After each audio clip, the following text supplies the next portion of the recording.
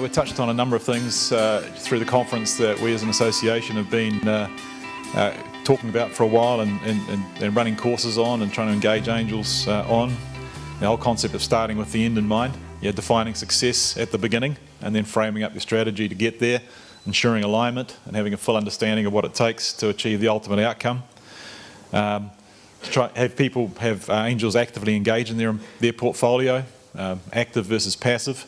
A more disciplined approach, in-flight due diligence, not just something light across the top at the start, but applied in subsequent rounds, and really look back and find out when any of the DD sort of value that you've added has been translated into something material by the company. I thought the session on the team and the profiling, it was particularly pertinent in that regard. We always talk about the team and the people being more than 50% of the weighting. There was the emphasis on the team and their ability to execute. Yet, what sort of work do we do around really profiling that team and ensuring that we understand what motivates and what drives, and then more importantly, how to get the best out of them. So, I think a useful tool set, useful technique, and the same thing applied in the legal area and other aspects of professional discipline, really around governing, leading, managing, cajoling, mentoring angels and angel-backed companies. Got some great insights into liquidity, particularly around M&A, idiosyncrasies, what it takes to play that out, sort of motivators that exist to help us frame up a strategy towards that successful outcome that we're all seeking. And that includes financial return. We all know that we're doing this for a lot of reasons. And in fact, a lot of the reasons were in that last presentation. It's pretty inspirational, pretty exciting. You're learning stuff, keeps you young. And to keep it up though, we need return on investment. We need to close that loop. And I think we've got an opportunity in New Zealand to really step it up with respect to our portfolio, make some hard calls, focus where we should. Now, the other benefit I felt from the conference, and we're already strong at this, is this sort of stakeholder alignment. There's a lot of people from different parts of the ecosystem, dare I say it, from government, the angels themselves, partners that are supporting us. It's pretty unusual to get all those stakeholders in the same room. Those that are funding growth, those that follow us are in this room.